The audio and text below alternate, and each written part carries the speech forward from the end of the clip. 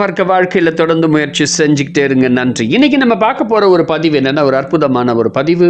அதாவது ஒரு அற்புதமான ஒரு மெத்தடை இன்னைக்கு பார்க்க போகிறோம். தாந்திரிக ஒரு முறையை பார்க்க போகிறோம். அதாவது நமக்குள்ளே இருக்கக்கூடிய தாந்திரிகத்தை பார்க்க போகிறோம். நம்ம எப்போவுமே எப்போ பார்த்தாலும் எமோஷன் ஆகிக்கிட்டே இருக்கிறோம். இந்த எமோஷனை எப்படி சரி பண்ணுறதுன்னு நமக்கு தெரியல. நம்ம கட்டுப்பாட்டில் இந்த எமோஷன் இல்லை அப்படின்னு நினைக்கிறோம். சரி, எப்படி அதை மாற்றுறது? நீங்கள் எப்போ எஜமானாக மாறுறது அப்படின்னா, அதுக்கு ஒரு பழகுதல் வேணும். என் குரு சொல்லுவார், எப்போவுமே நம்முடைய பழக்கம்தான் நமக்கு வழக்கமாக மாறும் அப்படின்னு சொல்கிறார். அதனால் நம்முடைய வழக்கமாக மாற்றுறதுக்கு என்ன செய்யலாம் அப்படின்னா, ஒரு அற்புதமான ஒரு டெக்னிக் இன்றைக்கி நம்ம பார்க்க போகிறோம். ஃபஸ்ட்டு முதல் விஷயம் ஆசை, ரெண்டாவது கோபம். இது போன்ற நம்முடைய உணர்வுகளில் அதீத உணர்வுகள் நம்ம ரொம்ப அமுக்கி வச்சுருப்போம். உள்ளே போட்டு வச்சுருக்கிறது இதெல்லாம் ஈஸி தான். அந்த மாதிரி வச்சுருக்கிறது ஈஸி தான். ஆனால் ரெண்டையுமே, இந்த உணர்வுகள் எதுவுமே செய்யாமல் சாட்சி மந்திரம் போல சாட்சியாக அந்த உணர்வுகளை கவனிக்கும் அந்த மையப்புள்ளியில் போய் நம்ம நிற்க பழகணும். ஹைலைட் எப்படி அப்படின்னா, உதாரணம் சொல்கிறேன். இப்போ நான் எப்படிப்பட்டவன் அப்படின்னா, ஒரு செயலில் இந்த ப்ராக்டிஸ் எப்படி செய்கிறேன் அப்படின்னு சொல்கிறேன். எனக்குள்ளே ஒரு ஆசை உருவாகுது அப்படின்னா, நான் நிற்க பழகிறேன் அந்த மையப்புள்ளியை. எனக்குள்ளே ஒரு ஆசை வந்துருச்சு. ஆசை வந்த உடனே அந்த ஆசையில் போய் அப்படியே ஆழமாக போவேன். அந்த ஆசை என்ன பண்ணுது அப்படின்னு பார்ப்பேன். அந்த ஆசையுடைய செயல்பாடுகளெல்லாம் பார்ப்பேன். அந்த ஆசைகளுடைய செயல்கள் எல்லாம் என்னென்ன செஞ்சிட்ருக்கு எல்லாத்தையும் கவனிப்பேன். அது எங்கே எனக்கு உருவாக்கப்படுது அப்படின்ற அந்த மைய புள்ளியில் போய் அதை கவனித்து ஆழமாக பார்ப்பேன். அதை கவனிக்கும்போது நான் அந்த உணர்வால், ஏன்னா ஆசை உருவாயிடுச்சுன்னா நம்ம ஒரு உணர்வு கிரியேட் ஆகுது. அதனால நம்ம பாதிக்கப்படுறோம். அப்போ அது நான் என்ன பண்ணுவேன்னா, எதிர் செயல் நான் செய்ய மாட்டேன், அப்படியே விட்டுருவேன். எந்த சூழ்நிலை ஆனாலும் சரி, ஜஸ்ட் ஸ்மைல், அவ்வளோதான். இதை தான் நான் பண்ணிகிட்ருக்கேன். அப்போ அந்த ஆழ்ந்த அந்த மையப்புள்ளியில் போய் நிற்க நம்ம பழகணும். எமோஷன்ஸை பார்த்து நம்ம ஓடி போயிடக்கூடாது. கோவம் வருதா? தப்பே இல்லை. கோவம் வருது நல்லது தான், தப்பு கிடையாது. ஆனால் எதுக்கு எப்படி கோவம் வருது அப்படின்னா, அதை ஃபஸ்ட்டு நம்ம ஆராயக்கூடாது. அதை போய் உள்ளே ஆழ்ந்து போய் மையப்புள்ளியை போய் கவனிக்கணும். கோவம் வருதா? கோவம் வந்த பொண்ணு ஜஸ்ட்டு உள்ளே போய் ஆழ்ந்து உள்ளே போய் அந்த மையப்புள்ளியில் போய் நின்று நம்ம பழகணும். கோவம் வந்துதா, சரி ஓகே, அப்படியே ஆழமாக பார்த்துக்கிட்டே இருங்க. கொஞ்ச நேரம் கழிச்சு கோவம் எங்கே இருக்குன்னே தெரியாது, காணா போயிடும். கொஞ்ச நேரம் கழிச்சு சிரிக்க ஆரம்பிப்பீங்க. இந்த மாதிரி தான் அதீத உணர்வு.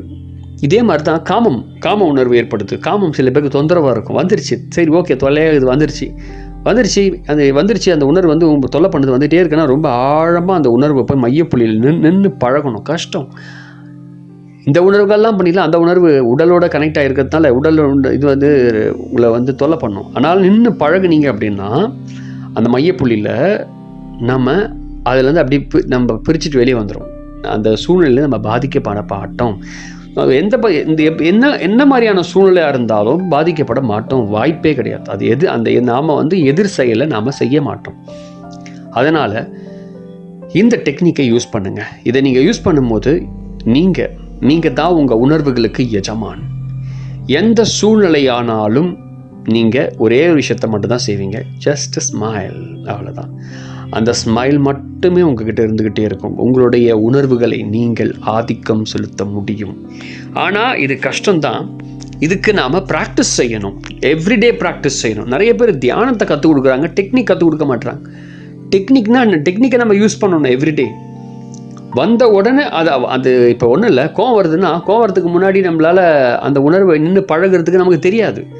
அதனால் நானும் ஆரம்பத்தில் ஆசை வரும்போது கவனித்தேன். கோவம் வர்ற நேரத்தில் என்னால் போய் கவனிக்க முடியல. அது செயலுக்கு வந்துடுறோம். அந்த ஒரு எதிர் செயலை செஞ்சிட்றோம். ஸோ அதனால் என்ன பண்ணேன்னா, ஓகே வரும்போது கவனிப்போம் அப்படின்னு சொல்லிட்டு கவனிக்க ஆரம்பித்தேன். இப்போ நானே ஃபஸ்ட்டு இப்போ ஒரு ப்ராக்டிக்கலுக்காக நான் வேணும்னே கோவப்பட ட்ரை பண்ணேன். அப்போ எனக்கு கோவம் முழுசாக எனக்கு சாட்டிஸ்ஃபேக்ஷனாக வரல. திடீர்னு கோவம் வருது. அப்போ சடனாக பார்த்து அதை கவனிச்சுட்டு அப்படியே உள்ள ஆழமாக பார்த்து மையப்புள்ளியில், இதனால தான் வருதா, ஓகே அப்படின்னு சொல்லிட்டு கொஞ்ச நேரம் கழிச்சு பார்த்தா நம்முடைய உணர்வுகள் நமக்கு அந்த எதிர் செயலில் செய்ய வேண்டாம் அப்படின்னு நம்ம விட்டுருவோம். ஆனால் கடைசியாக வரக்கூடிய ஒரே பதில் சிரிப்பு தான். ஒரே காமெடியாக இருக்கும். நம்முடைய உணர்வுகள் எல்லாமே கடைசியாக இருக்கக்கூடிய பதில் சிரிப்பாக தான் இருக்கும்.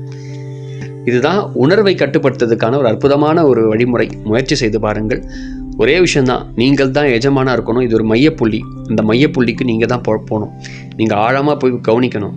அந்த கவனிக்கிற அந்த திறமையை நீங்கள் வளர்த்துக்கணும். அதான் ரொம்ப இம்பார்ட்டண்ட்டு. அது நீங்கள் வளர்த்துக்க ஆரம்பிச்சிட்டிங்க, உங்கள் உணர்வுகளை இந்த உலகத்தில் யாராலையும் ஒன்றும் பண்ண முடியாது. எப்பேற்பட்டவங்க வந்து என்ன பண்ணாலும் சரி, நீங்கள் அப்படியே ஒரு மாங்க் மாதிரி இருப்பீங்க. இது மாங்க்ஸ் எல்லாமே எல்லோரும் தான் யூஸ் பண்ணக்கூடிய அற்புதமான ஒரு விஷயம். ஸோ அடிக்கடி ஒவ்வொரு உணர்வுகள் செஞ்சு முடிச்சிட்டவனுங்க நீங்கள் வந்து அந்த உணர்வை ஜெயிச்சிட்டிங்க அப்படின்னா ஜஸ்ட் ஸ்மைல் பண்ணுங்கள். ஒவ்வொரு தடவையும் அந்த உணர்வுகள் எல்லாம் உண்மை கிடையாது.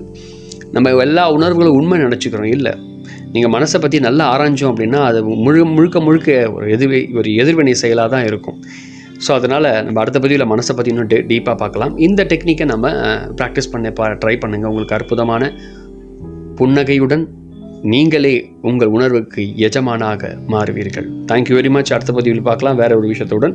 ஸோ தொடர்ந்து ஃபஸ்ட் டைம் வீடியோ பார்க்குறீங்கன்னா மறக்காம வீடியோவை சப்ஸ்கிரைப் பண்ணுங்கள். நிறைய பேர் வீடியோவை ஷேர் பண்ணுங்கள். கூட பிளேலிஸ்ட்டில் இருக்கக்கூடிய தாந்திரிக் டெக்னிக் மெத்தட்னு இருக்கும். ஸோ அதில் போய் பார்த்தீங்கன்னா ரொம்ப யூஸ்ஃபுல்லாக இருக்கும். Thank you very much. நன்றி. அதே மாதிரி நிறைய பிளேலிஸ்ட்டில் இருக்கக்கூடிய நிறையா வீடியோஸ் இருக்குது. உங்களுக்கு ரொம்ப பிடிக்கும். ட்ரை பண்ணி பாருங்கள்.